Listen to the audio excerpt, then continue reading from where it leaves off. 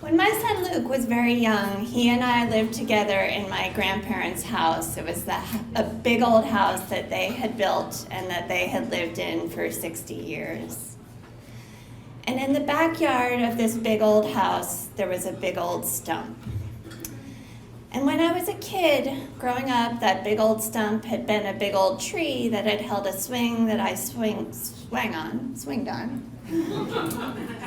And long before it was a big old tree with a swing on it, actually during the Civil War, it was a big old tree that held a lookout station, which was part of a defense initiative around Washington, D.C. So there was a plaque on the stump that said, "The Spy Tree." There still is, actually. If you like historic stumps, hit me up after the show. I'll tell you where to find a really good one. And Luke and I liked to go out to that stump. It was like 8 feet across, and we would climb up on it, and we would sit there, and we would put our fingers right in the middle of it, in the middle of these hundreds of tree rings.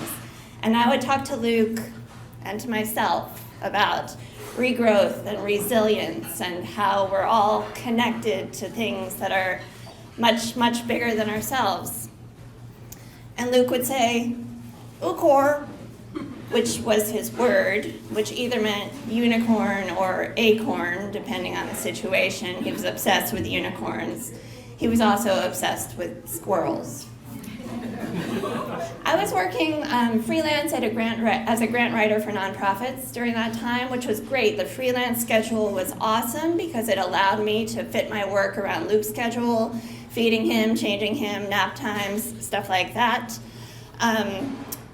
Another thing that I liked about my freelance job at grant writing is that it was mostly writing. There wasn't a lot of FaceTime, not a lot of Zoom meetings, which was really good because I looked like shit during that time.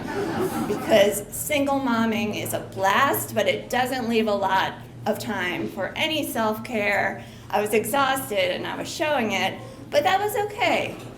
I liked my job. I also liked that it was portable and I could do my work from anywhere that had an internet connection. So our life was like in a delicate balance, but it was in a really, really beautiful balance. And the only thing that was bothering me during that time was these like critters were getting into our veggie patch, right? So I decided I was going to build a little fence around the veggie patch. My grandfather had this old like fence post digger tool thing that I thought it would be really fun to use. So I got some stakes and I got some chicken wire and I went out back and I'm gonna dig my little fence. And then I did something very, very off-brand for me. I'm a Capricorn, and once I start a project, my tendency is to just barrel right through it. But I was relatively new to living in Arlington, and I'd seen all the signs around. And like I said, totally against my usual MO, I stopped my project, and I called before I dug. Because that's what good people do. They call before they dig. And the guys came out with their spray painted cans and they spray painted all the areas of my grandma's lawn where I shouldn't dig, and I was nowhere near any of those spray painted lines when I dug my first fence post hole and severed my internet connection. Now, calling Verizon. Thank you. It's not my favorite thing to do, and here's why. In my instance, my cell phone has a New Jersey area code, and Verizon has my cell phone number somehow permanently linked to the address where I was living when my cell phone number originated 30 years ago. And so when I call Verizon about an internet problem from my cell phone, regardless of where I am in the world, and I've moved a couple different places at this stage, it triggers an algorithm that automatically runs a diagnostic test on the internet connection to the house I was living in 30 years ago, which is my stepfather's house. And then an automated voice comes back on the line and it tells me that there is obviously no problem with the internet connection at the address. And while it is lovely for me to know that my stepfather's internet connection is stable, None of this is useful or relevant to me if I'm calling Verizon from Massachusetts or North Dakota or Virginia. At this stage, I'd been through this twice, and what happens next is always I go through this process of convincing Verizon that I need an actual human to come to an actual location and perform actual work. And then they patch me through to a dispatch center, which is always in New Jersey, which again is not helpful. And then you have to get through this double whammy of Verizon customer service and New Jersey. And that process, and the 2 times I had done it, took about 30 minutes, and I knew I was gonna have to do it again on this next phone call. And it was okay, like I knew what to expect, I had the prompts down, and away I would go, and I was gonna get through it and somehow get to the source of this problem. So the only place at my grandparents' house that had reliable cellular service was the attic. So that's where Luke and I went to call Verizon, and we were hanging out up there, and there was this like rag doll up there that had been my grandma's during the Great Depression. And Luke loved that doll. He liked to point at it and say, "Ukor," which I figured meant unicorn because the doll only had one eye.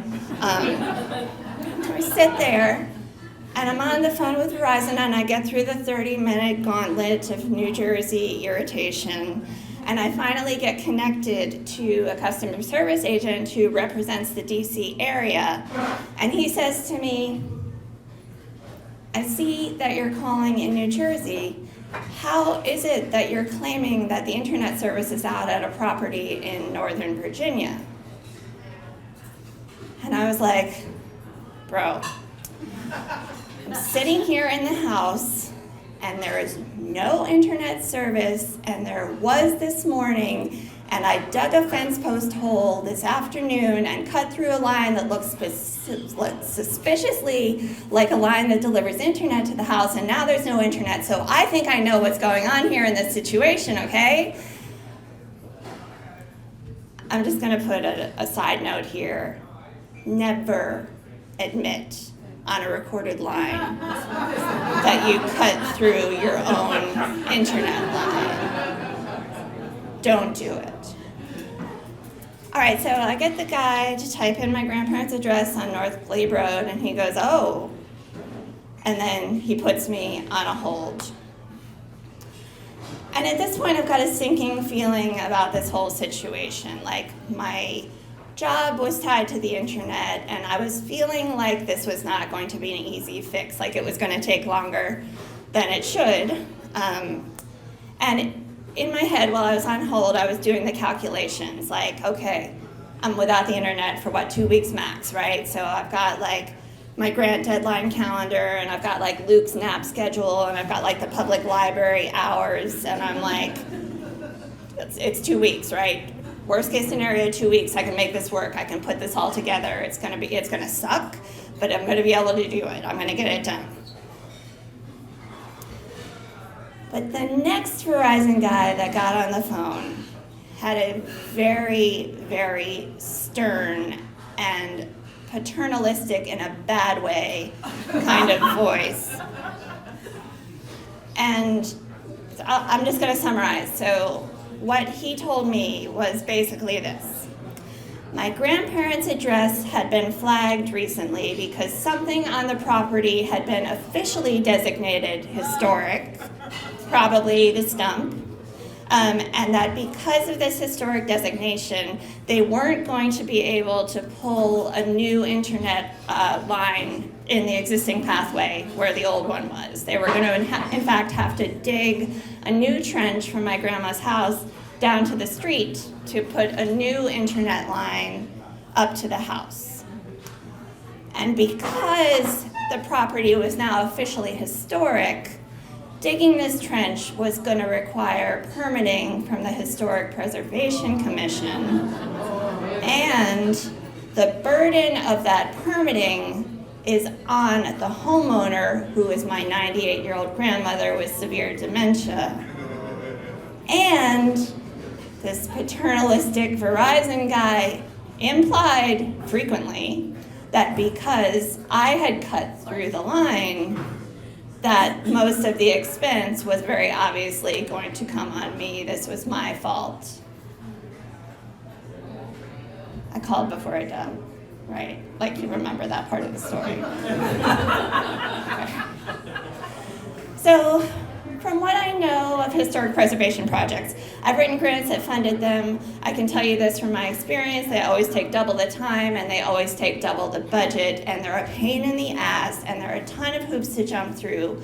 For example, I know that digging a trench on a historic property requires a step called forensic archaeological discovery. And do you think that sounds like something that happens very quickly at all? No. Okay. So I've got no way of making money. My single mom freelance hustle is not actually a sustainable public library situation. The 2 weeks I had just been preparing for had just turned into 3 years. I just am trying to be a decent mom, and now you are telling me that this fucking stump is more important than my entire livelihood, and I want to talk to your fucking supervisor! That's what it was like, pretty much. And then I got put on hold again. And during this time, I was thinking about it, thinking about how I was going to get through all of this permitting. And I really, really want to be able to tell you that this happened. This is a story. This is how I want this story to end. I want to have looked at my grandmother's depression doll and sort of recognized my own resilience. And I want to tell you that I did the only thing that every single working mom that I know wants to do, which is to say, fuck it, I'm not working anymore. And to just run up credit card debt and to spend real time with my kid. And I want to tell you that's what I did. I want to tell you that Luke and I went on a mission to write a new story at every single park in Arlington. And I want to tell you that step by step, we walked our stump through its permitting process, and I want to tell you how wonderful that time was, and I felt like a good mom and a good citizen, and that eventually the whole money part just worked itself out, because money just works itself out sometimes, but that's not what happened, because that's not real. Because there is no magical world where a single working mom can afford to not work long enough to get Historic Preservation Commission permitting. That's impossible. So the next agent gets on the phone. And here's where the story gets really, really weird. All right, next agent gets on the phone and he says, Miss Wish, I understand that you've got a connectivity issue at your grandparents' house and that you would like to see this expedited. And I said, I called before I dug. And he said, I know, it's an imperfect system.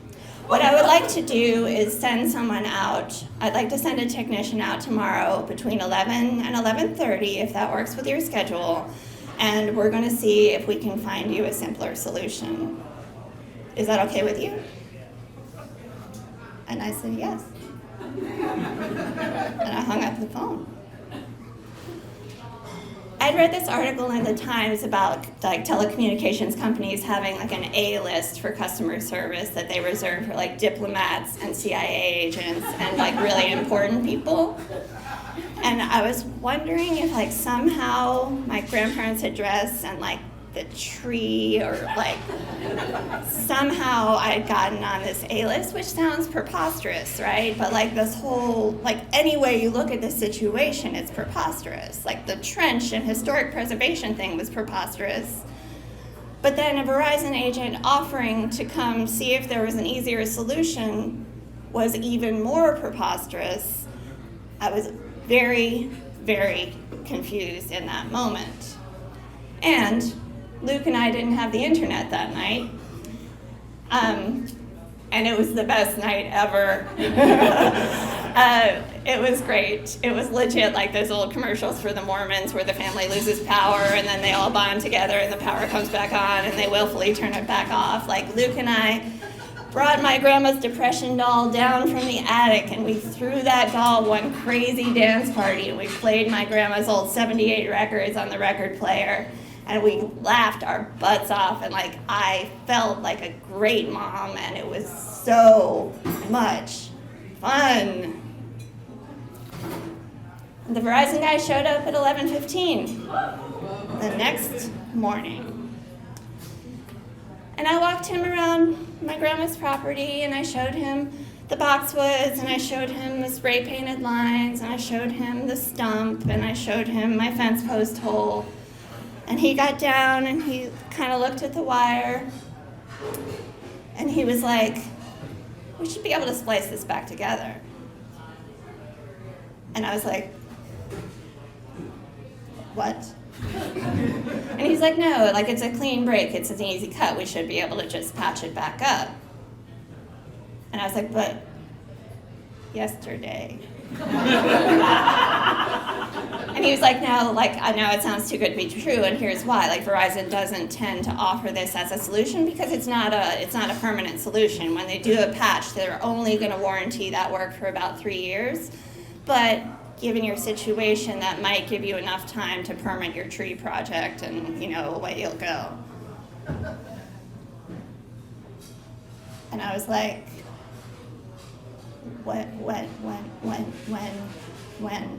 when can we schedule this work? And he was like, oh, I can take care of it right now. Right. Like, at this point, it was even more preposterous. Like, the fact that there could be an efficient and easy solution. Anyway, Luke had just woken up from his nap, so I went in to get him and brought him back outside. The Verizon guy had gone to get some tools from the truck. And I brought Luke out to the fence post and the tools and the Verizon guy. And Luke said, "Ookor!" And I was like, what's going on? Like, is his little baby intuition actually calling this situation out for what it is, which is like the mother of all unicorn customer service situations happening to me right now? Or maybe he just saw a squirrel. But the Verizon guy was like, oh, he's probably talking about those, and he pointed to the machines. And there was a big machine and a smaller machine, and I think the bigger one was a drill, and the smaller one looked more like a soldering iron. But the way the drill bit and the soldering iron were affixed to the machines, they sort of did look like unicorn horns, like the machines did. And then the big machine stood up, and it shook out its mane, and it smiled at me. And then the little machine stood up, and it shook out its mane too, and it got up on its hind legs, and it clapped its front hooves together. If you've never seen a baby unicorn clap, it's the cutest damn thing you're ever going to see in your life. And Luke clapped and smiled and laughed, and he clapped back at the baby unicorn. And the mom unicorn nodded at me. And she walked to my fence post hole, and she stuck her horn in there. And then she pulled her graceful head back out, and she smiled at me benevolently, as if to say, it's okay, you can check your phone. And I checked my phone, and my internet was back on. And I looked at the Verizon guy. And the Verizon guy said, yeah, so it's this level of Verizon customer service, the unicorn level, and we only employ single mom unicorns, and we pay them all a CEO salary, and then their jobs really depend on how they're feeling that day. Like if they're feeling kind of bossy and get her done, then they work in logistics or operations, and if they're feeling creative, then they work in marketing. But if they're tired of using their executive functions or they just want to get some fresh air, then they come on site visits, like this one here. I was like, oh, well, that sounds lovely. And he said, "We think it is." And then he unzipped his Verizon guy suit, and the Verizon guy was also a single mom unicorn who'd only been wearing a Verizon guy suit because she thought it was funny. And he whistled, she whistled, and her baby came running over from the truck, and I set Luke down on the ground with the unicorn babies. And I went back inside to my grandmother's kitchen, and I made a bunch of gluten-free vegan snacks, and I brought them outside, and I sat on the grass with the unicorns, and we watched our children play together. Thank you.